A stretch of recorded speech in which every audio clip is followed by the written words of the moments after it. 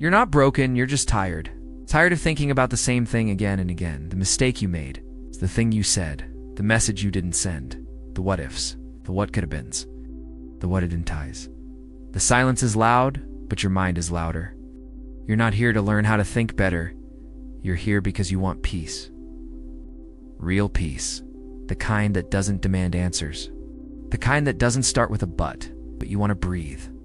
To finally stop the storm. And I want to tell you something, you're not alone. And the way out is already inside you. Welcome to Stillrise. A place where silence is not emptiness, but a doorway. A place where we don't shout at our minds, we listen quietly. This video finds you in a storm, let it be your shelter. If your thoughts feel like chains, let these words unlock something ancient in you. We're not chasing motivation, we're not fixing you. We're remembering who you are beneath the noise. Let's begin. The beginning of the storm, most people don't even notice when it begins. The mind starts small, a single thought. Did I say the wrong thing? But then it grows. What will they think of me? And then why do I always ruin things? One thought becomes 10. 10 become 100. A spiral begins. And suddenly, it's not just about that one moment, it's about every failure. It's every regret, every doubt. You go from being present to being trapped. It's trapped in your head. It's trapped in a movie that keeps playing even when you beg it to stop. And the worst part, you believe it's helping you? I'm just trying to prepare. I need to think it through. Maybe if I worry enough, I'll feel ready. But worry doesn't prepare you. It paralyzes you. The lie of logic, overthinking, wears a disguise. It pretends to be logical. I'm being careful. I'm planning. I'm responsible. But underneath is fear. Fear of being wrong. The fear of not being enough. Fear of being judged. And so we hide in thought. We think so we don't have to act. We analyze so we don't have to feel. We tell ourselves, it's safer this way. But peace was never found in safety. Peace comes when you no longer need to be safe, because you've already decided you are enough, even if you make the wrong move. Even if you don't have all the answers. Even if you're still healing. Realization, at some point, the mind becomes a prison. You try to escape it by using it. You try to think your way out of thinking too much. But you cannot fix the storm by becoming the storm. You cannot find stillness in noise. The answer is not more thought, it's less. Or better yet, it's silence. That is the secret the world forgot. You don't need a better brain, you need a quieter one. The power you're afraid to use. Silence. If you're hearing this now, it means you stayed. You didn't skip. You didn't rush. You chose to be here, and in a world built on noise, that is rebellion. Most people keep running. From thought to thought, app to app, worry to worry. But you paused. And that means something. So even if you don't feel healed yet, even if you still feel lost, the healing has already begun. Because you're no longer believing everything your mind says. That is power. The mind fears silence. Silence is misunderstood. It's not emptiness. It's not laziness. It's not giving up. It's pure presence. But your mind fears it, because the mind wants control, and silence removes control. The mind wants certainty, and silence offers mystery. So it distracts you with overthinking, with fear, with imagined futures that don't exist. Why? Because if you actually sat in silence, you might discover something deeper, something more you than your thoughts have ever been. Stillness isn't boring, it's dangerous. Stillness has a quiet danger to it. Because in the stillness, you hear the truth, not the story you repeat to yourself, but the raw, uncomfortable truth. The one you buried. The voice inside that says, you're exhausted from pretending. You want peace more than performance. You're not afraid of the world. You're afraid of facing yourself. That's why silence is terrifying. But it's also why silence is sacred. Because silence doesn't hurt you. It reveals what's already hurting. The myth of the perfect thought. How many times have you said, I just need to figure it out? And how many hours have passed without any peace? The mind believes. If I think long enough, I'll find the perfect thought. It's the one that ends the worry. The one that solves everything. But that thought doesn't exist, because the problem was never the thought. It was the need for certainty. And that need will eat you alive. Letting go without losing control, letting go doesn't mean becoming careless. It means realizing you never had full control anyway. The weather will change. People will misjudge you. Plans will fail. Overthinking all of it won't stop it from happening. But it will stop you from living. Letting go is an act of faith. It's not in the universe, not in destiny, but in your own ability to adapt, to respond, to survive. You are more than your control. You're your courage. So if you're still here, then maybe, just maybe, you're starting to remember that silence isn't the absence of something. It's the presence of you. That letting go doesn't mean falling. It means rising without resistance. That your thoughts may shout, but your peace whispers. And today, you finally listened. The silence you've been running from, you think you want peace, you say you want peace. Say you want the overthinking to stop, but then why do you keep reaching for more thoughts? Why do you keep chasing noise? The truth is, you don't fear chaos. You fear the silence after it ends. Because in silence you face yourself. We have learned to use noise as a blanket. If the world is loud, we don't have to hear what's within. If the mind keeps spinning, we don't have to feel the pain underneath. Silence isn't emptiness, it's clarity. Silence is not the absence of sound. It's the absence of distortion. Silence doesn't erase you. It reveals the version of you that's been buried. The one who doesn't need to explain. The one who doesn't need permission. The one who simply is. But we were never taught how to sit in silence. We were taught, do something, fix something, find a distraction. But when you stop doing and just start being, that's when the real healing begins. Why the mind distrusts stillness? To the overactive mind, silence feels dangerous, because silence doesn't offer explanations. The mind wants to understand everything before it allows peace. But here's what the mind fears most, that you don't need it to be okay. That peace is possible without knowing all the answers.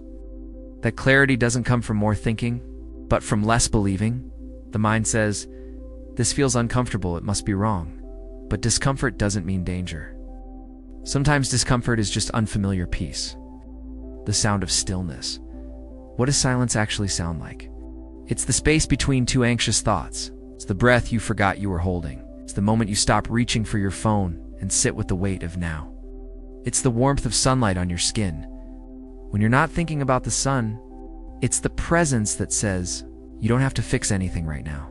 That is silence. And it's always been here waiting for you to return. Coming home to quiet, what if the reason you overthink is because you don't trust what happens in silence? What if you've confused stillness with weakness? What if you've been taught that noise equals progress and calm equals laziness? But listen closely. In stillness you remember, you are not your panic. You're not your past. You're not your mistakes. You're not even your thoughts. You're the witness. You are the still observer. You are the presence that sees without needing to control. This is where overthinking ends. Not with answers, not with plans, not with trying, but with remembering. Peace isn't earned. Peace is returned to, and now you're on your way home. Real-life anonymous stories of overthinkers. Some truths are best revealed not through grand theories, but through ordinary lives. In this part, we enter the world of real people, quiet, hidden, and often tormented by a war within their minds.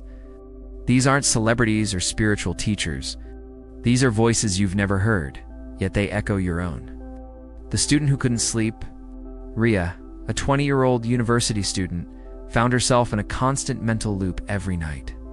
She'd close her eyes and her mind would replay every social interaction of the day. Did I sound rude when I said that? What if they think I'm fake? Maybe I shouldn't have spoken at all. She feared judgment so deeply that she began to fear even waking hours. Assignments were delayed, classes were missed. But what nobody saw was her endless inner courtroom, where she was both the defendant and the judge.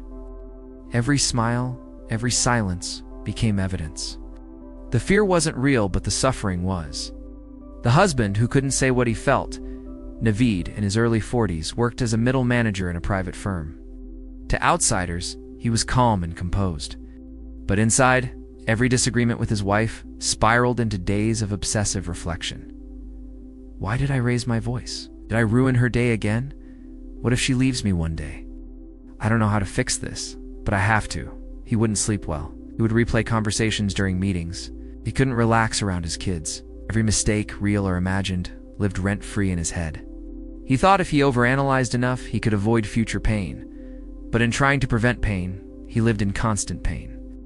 The girl who left social media, Sophia, age 17, lived in a constant state of comparison. Scrolling through her feed felt like flipping through a catalog of everything she wasn't. Perfect smiles, perfect bodies, perfect lives. She didn't feel like she could be enough. Not smart enough. Not attractive enough. Not interesting enough.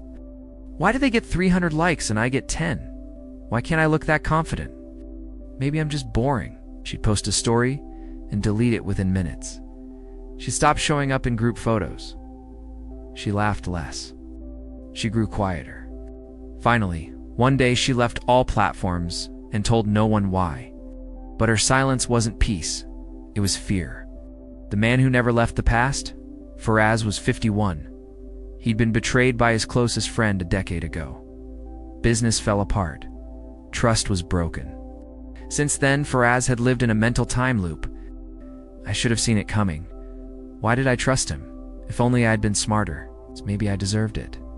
His present became irrelevant. His family moved on, he didn't. He'd sit at dinner, smiling, but his mind was 10 years in the past. Every quiet moment was filled with courtroom evidence of his own failure. He believed healing was disloyalty to pain. So he clung. The woman who couldn't make a decision. Maria was 29. She had 2 job offers, one safe and dull, the other risky and exciting. Days passed. She made lists. She consulted friends. She flipped coins.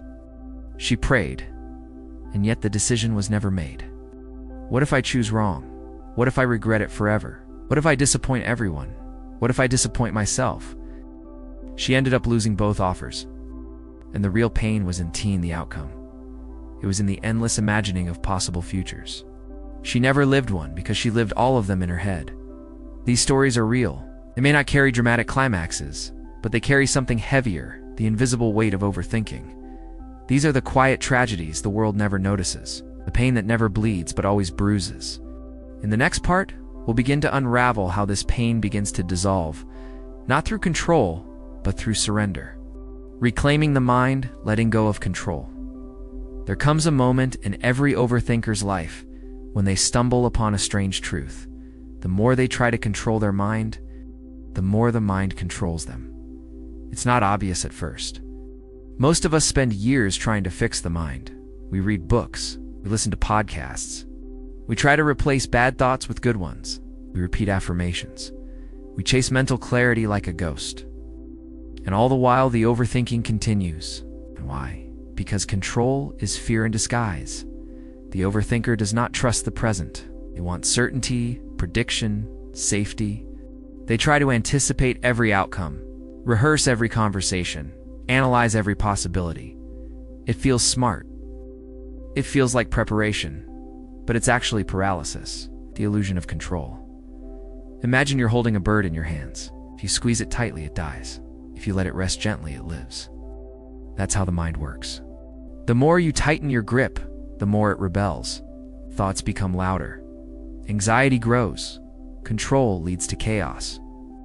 True clarity begins not with more effort, but with surrender. This is the moment most overthinkers never reach. Because surrender feels like defeat, feels passive, weak, irresponsible. But in reality, surrender is the bravest thing you can do. To surrender is to say, I trust that I do not need to think my way through life. I can feel my way through, meeting the mind without judgment. Let's be honest. Most of us don't hate our minds. We hate the parts we can't control. The obsessive thoughts, the doubts, the memories, the imagined fears. We label them as bad. We try to shut them out. But imagine you met a child crying in the dark. Would you yell at them? Would you silence them? Or would you sit beside them, quietly? This is how we must learn to meet our own minds, not with punishment, but with presence. When you stop fighting the mind, something incredible happens. It softens, it slows. It begins to trust you, a shift from thinking to being. Overthinking is always an escape from now. It's a refusal to be here, in this moment, as you are. So the deepest healing doesn't come from fixing thoughts. It comes from rediscovering your being beneath them. Try it now. Close your eyes, take a breath. Notice the silence between your thoughts. That silence, that's you. Not the mind, not the fear. It's not the loops. You are the quiet presence behind it all. This is what the overthinker forgets. That beyond all mental noise, there is an ocean of stillness waiting to be remembered. What reclaiming the mind really means. It means no longer trying to dominate it. It means listening. It means softening. It means letting thoughts come and go without chasing them. It means returning to the body, the breath, the now. And above all, it means letting go of the illusion that your thoughts define you, because they don't. You are not your thoughts. You are the space they pass through. In next part, we explore how meditation, solitude, and surrender become not techniques, but doorways. To peace, to presence, to real inner freedom. Let's begin. Meditation, solitude, surrender, the real solution. You have tried everything. Overthinking doesn't listen to logic, doesn't care about affirmations or productivity hacks. Tell it to stop and it grows louder. You distract yourself and it waits in the shadows. You fight it and it fights back. Because overthinking is not an enemy, it's a wound. And wounds do not need battles. They need healing. The illusion of more thinking. Most people believe that thinking will save them. That if they just think a little harder, a little longer, they'll finally solve it. That if they analyze every angle, replay every conversation, plan every outcome, then peace will arrive. But peace is not the result of more thoughts. Peace is what remains when thoughts settle. So what if the answer to overthinking is not a new thought, but no thought at all? Enter silence, solitude. Not isolation, but connection. Silence doesn't mean you're alone. Real solitude is not isolation. It's sacred connection. Connection with your breath, your body, the present existence itself. It is in solitude that the storm begins to calm. Because there is no one to impress, no roles to perform, no noise to chase. You meet yourself as you are, and that is the beginning of healing. Meditation, not escaping, but returning. Meditation is not about escaping thought. It's about witnessing it. You don't fight the mind. You sit with it. You breathe. You observe. You feel. You realize. Thoughts come and go. Emotions rise and fall. But you, the observer, remain. And this realization is the crack in the wall of overthinking. Because once you see you're not your thoughts, you're free to let them pass like clouds in the sky. Surrender. The final door, perhaps the most radical act of healing, is surrender. To stop resisting, to stop needing answers, stop trying to be certain. Simply say, I don't know, and I am at peace with that. You stop holding life so tightly, you unclench, you open. And in that moment, something sacred enters. Presence. Real healing is slow. This isn't instant. You may sit for 10 minutes and feel nothing, or worse, feel more anxious. But healing is not about feeling good right away. It's about finally allowing yourself to feel without judgment. So keep sitting, keep breathing, keep observing. Even when the mind screams, even when it resists, especially then, because that's when you're rewiring your nervous system. That's when the old patterns begin to break. Nature, breath, and the return to simplicity. Let go of your phone, step outside, sit under a tree, feel your chest rise and fall, touch the ground. Let simplicity become your medicine. Because the more complex the mind becomes, the more it needs simplicity to heal. And in this space, overthinking begins to dissolve. Not because you fixed it, but because you no longer needed to. Step-by-step calm healing practice. Healing doesn't come from thinking more, it comes from finally feeling what's already there. In this part, we leave philosophy behind and enter the quiet space of practice. Practical, repeatable, personal healing. Because even after understanding trauma, detachment, and silence, the real change only happens when we apply it. Slowly, repeatedly, gently. This part is not just a teaching, it's a guide, a ritual, return. Step 1. The breath that grounds you when your mind spirals. Return to the breath. Sit in a quiet place. Back straight, eyes soft or closed. Place one hand on your chest, one on your belly. Inhale slowly for 4 seconds. Feel the belly rise. Hold for 4 seconds. Exhale slowly for 6 seconds. Feel the release. Repeat for 5 minutes. Why? Breath is the body's way of anchoring to the present. You cannot breathe in the past or future. It's only now. Let this be your daily ritual, no matter how busy life becomes. Step 2. The journal that reveals the noise. If you cannot silence the mind, let it speak. Let it bleed its words on the page. Each morning or evening, open a blank page, write without stopping for 10 minutes. Don't judge, don't edit, don't plan. Write your fears, your overthinking loops, your what-ifs, your confessions, then close the book. You've released it. You've moved the storm outside of you. Optional. Burn the page, tear it, or seal it to symbolize letting go. Step 3. Observing the mind without judgment. You are not your thoughts. You are the one watching them come and go. Set a timer for 5 minutes. Sit in silence. Every time a thought arises, simply note it. Thinking. Return to your breath or your body. No fight, no shame, no story, just witnessing. Over time, this inner watcher becomes stronger. The mind loses its grip when it knows it's being seen. Step 4. A nightly body scan resting the mind. The body remembers what the mind forgets. Before bed, lie down. Close your eyes. Begin from your toes. Move awareness up. Feet, calves, thighs, hips, belly, chest, arms, face. Go with each body part, soften, let go. This grounds the nervous system. This brings you out of the thinking loop. This helps you sleep in presence, not panic. Step 5. Create a ritual of silence. Silence is not the absence of sound. It's the absence of resistance. Every day, give yourself 10 to 30 minutes of no input. No phone, no music, no talking, no agenda, just being. Sip tea slowly. Look at the sky. Lie on the floor. Watch shadows move across the wall. You'll meet yourself there. And you'll find the anxiety begins to fade when there's nothing feeding it. Step 6. Make it a lifestyle, not a fix. Healing is not a destination. It's how you walk now. Repeat these steps. Not all at once, not perfectly, but daily. Let breath anchor you. Let journaling release you. Let witnessing calm you. Let silence guide you. In time, the overthinking will no longer feel like you, because you've made space for something deeper. The journey back to presence. 1. The disappearance of the thinker. What happens when you stop believing every thought? What remains when you stop feeding the mental noise? Silence, peace, stillness. Not the absence of thought, but the absence of attachment to thought.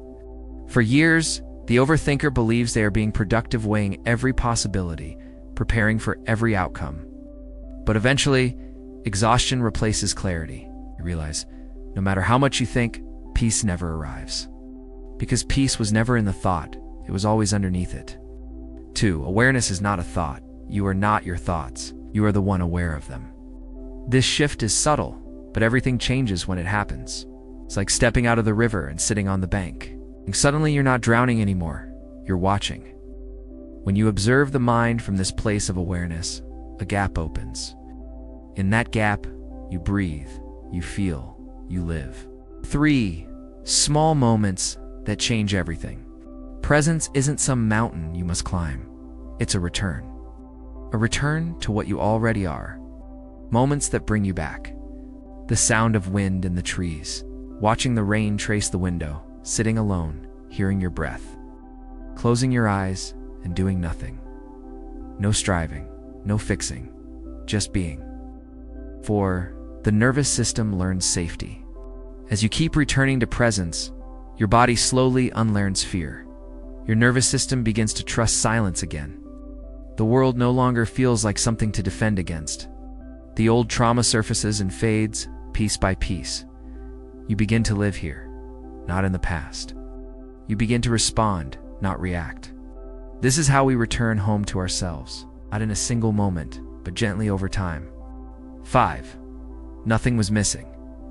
You thought presence was something to achieve, but you now realize it was never far. It was only hidden beneath the noise. This is the quiet revolution. You reclaim your mind not by controlling it, but by stepping beyond it. And once you taste presence, no thought ever feels more important than this peace. Living life in silence and flow. 1. Flow. The natural rhythm of the present. Flow is not something you force. It's what happens when you stop forcing, when your actions arise from awareness, not fear.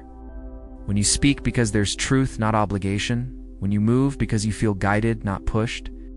This is the state where life becomes art. You don't resist it, you ride it. 2. Silence is not emptiness, it's depth. You once feared silence because you thought it meant nothingness. But now you see, silence holds everything. Love lives here. Creativity grows here. Wisdom whispers here. The best decisions arise in silence. The deepest connections are felt beyond words. The truest self is found not through thought, but through quiet being. 3. What living in flow looks like. You wake up and feel, not just plan. You listen to your body, not just your schedule. You create from inspiration, not stress. You let go of the day when it ends, instead of dragging it through the night. You are present, not performing. And ironically, when you stop trying so hard to get life right, life begins to feel right. 4. A new kind of confidence. Flow brings a quiet power. You don't need to argue. You don't need to prove. Your clarity speaks louder than noise. Your stillness feels stronger than struggle. When storms come, as they always do, you don't fight them, you feel them. Ain't you let them pass without losing yourself in them. 5. Returning is the practice. Even in flow, the mind may return. Old patterns may visit, you might overthink again, and that's okay. The difference now, you notice? You don't judge, you return. This is the practice. Return, return, return. And each return becomes easier. Each moment of presence grows deeper. Each breath becomes enough. You are no longer chasing life. You are living it. Final realization, you are always free. There comes a moment in every overthinker's life, a moment when the storm ends, not because the winds stop, but because they stop fighting the storm. It's not loud, it's not dramatic, it's a silent shift, a realization that the prison door was never locked, that the thoughts were just clouds, that silence was never empty. You were always free. You've walked through the roots of your thoughts, felt the pull of fear. You've entered the trap, faced the echo of your own mind, and still, you're here, alive, aware, awakening. You don't need to fix every thought. You don't need to untangle the web. You only need to stop gripping it so tightly. Silence wasn't the absence of noise. It was the presence of you. Your life is not a thought to be solved. It is a moment to be lived. Flow with it. Let it move through you. Let it teach you, because now you've remembered. The mind was never the enemy. It was scared, and now it's safe. You don't have to stop overthinking. You only have to stop believing every thought. Let go. Let stillness speak. Let life unfold. You were always free. If this story met you at the right moment, and let it settle. If you feel lighter, even a little, subscribe to this journey. We walk silently, but we rise together. Like, share, and subscribe to Still Rise, where the mind heals in silence. And remember, you don't need more thoughts. You need more truth. And the truth is already inside you. Until next time, stay silent, stay soft, stay free. Still Rise.